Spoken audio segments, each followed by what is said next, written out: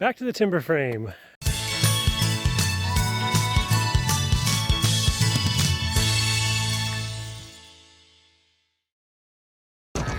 There are a lot of animals on our homestead.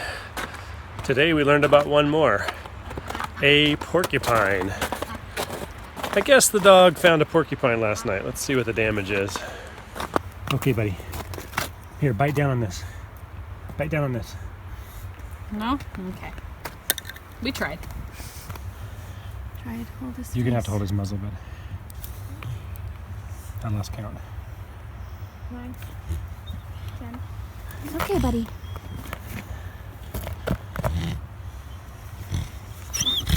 I know, bud. We were able to pull out 15 of the dog's 18 quills without trying to go to the vet. He got wise to it and started fighting back, and it takes 3 of us to hold him down. So we'll probably work the next few out with our hands, and I think he'll be okay. Everyone online says definitely go to the vet. And if there's quills that have broken off, you probably need professional help. But everything looked good. They all came out clean. And we're trying to learn some lessons about just being a little more self-sufficient and not necessarily deferring to professionals every time. I decided that if we didn't try, we wouldn't know, and they did come out clean. Time will tell. We may still end up at the vet. If you've got a dog that's got them up and down arms and legs or inside the mouth, definitely the vet is the thing to do. But his were all right on the lip and the nose, and there weren't that many, so just decided to go for it. I think it's going to be fine. Well, this is what's left of the garlic garden. May not look like there's any damage, potentially, but there's nothing left. The chickens have picked through it. We didn't fence it in, and as soon as things started to sprout, they totally dug it up. I guess there'll be no garlic this year. It's a bummer.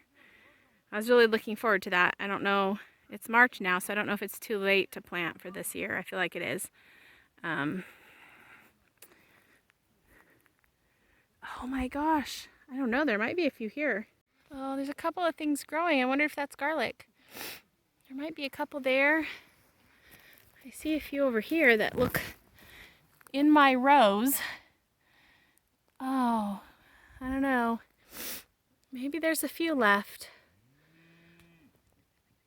Looks like there's a few left. So, that's good. Not a ton. I was really hoping for a big harvest this year because we planted so much, but that's okay. Today I've just been working on establishing a new chicken run for the chicks. Let's go look at it. This is the muddy mess left from the well digging. You know, of course they disturbed this whole area, and there's a line, basically the trench we filled in all the way to the barn. It's a complete muddy mess. But hopefully grass will start growing this spring and it won't be as muddy. Here's where I'm going to put the chicken run for now. The plan for the chicken run is I'm going to have Brendan build a mobile coop. My idea is to do a chickshaw like Justin Rhodes. He built his wife a prettyshaw recently, so actually I'd rather have that. So I'm working on Brendan to build a prettyshaw. It'll be a mobile coop that will be able to move around with this new electric wire from Premier One, and hopefully be able to rotate them in the pasture after the cows. That's really the plan. My choice for this starting spot is what's going to be my potager garden. Hopefully someday. You can see I have roses planted here with some wire around it. It's not really keeping anybody out, but at least it makes them think twice before getting in. Nothing is completely chewed. I think deer may have gotten to it over the winter, but just outside of that, I'm putting the chicken run because this is going to be my potager garden. So I'm going to start them here, get them tilling up the ground. The house is going to go kind of right here behind me. We're not starting on that yet. Don't freak out. You haven't missed anything. But I am planning because I do want to start establishing soil and gardens so that these are the places that we can work on so that the gardening gets better every year. This is about the place, if you see the ground here is turned up, this is about the place we had one of our garden plots last year. So I'm hoping just to continue to work this soil, amend it more, and each year we should be getting better. Today we have started fitting all of the pieces for the timber frame. We started with a single bent. A bent is like, imagine like a cross section of the house shape, and it's going to go in the very middle of the building. This is the center bent. Those are goats. They're very frustrating. It's going pretty well. Parts are going together kind of smoothly. We've put a few pins in, but we have to take them back out because we're really not assembling it for final.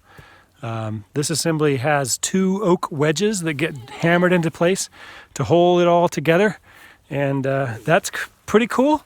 We are learning that we cut things pretty accurately, but not perfect, so a little bit of adjustment here and there, which I think is normal. But it's going pretty smooth.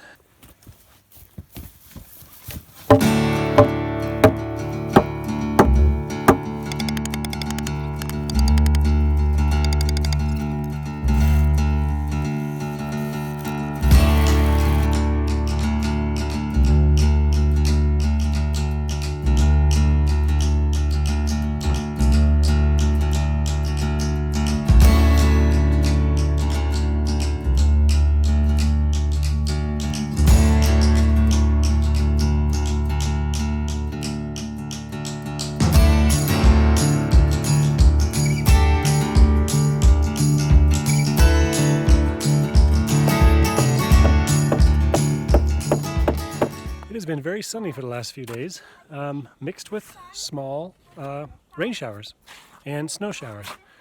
So we've been throwing tarps up on top of the timbers, and every time it rains, and then we come back out when the sun is shining again and work a little more on test fitting this assembly.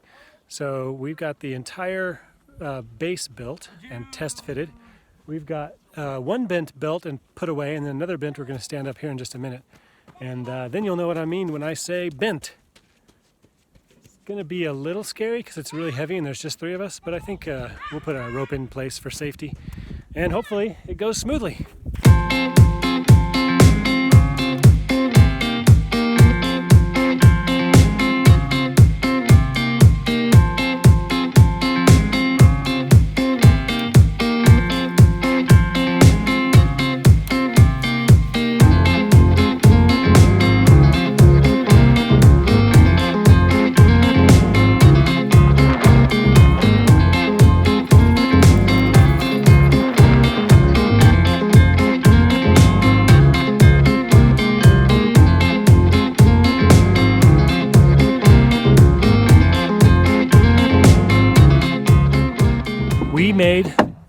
I made a measurement mistake laying out this piece, but it's about 1 inch off from where it was supposed to be.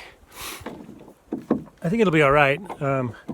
Probably not too many people would be aware of it, even if they saw it in the finished building, and it's very likely going to be behind like a shower wall. So hopefully we get away with it, and hopefully we didn't make any more mistakes like that. Today we're doing all the rafters. So there are 18 rafters. We're going to pin them into 9 sets and then stand them up. Should be exciting. It's the first time we're going to really see the shape of the top of the building, even though it's sitting on the bottom of the building.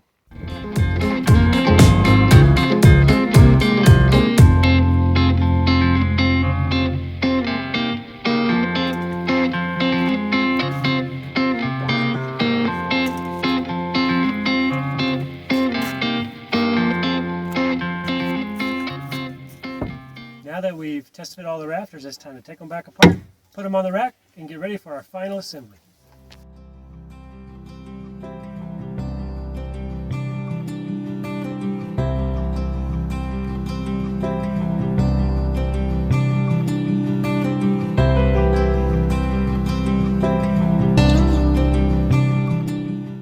Now that I've test fit all the rafters, we were able to, that's weak.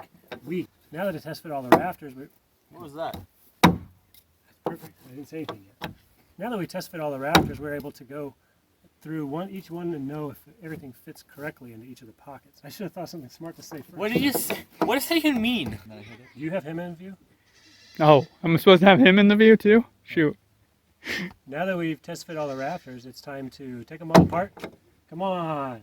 Now that we've test fit all the rafters, it's time to take them all apart. Come on. Okay, that was you. A little higher, then I'll have more time.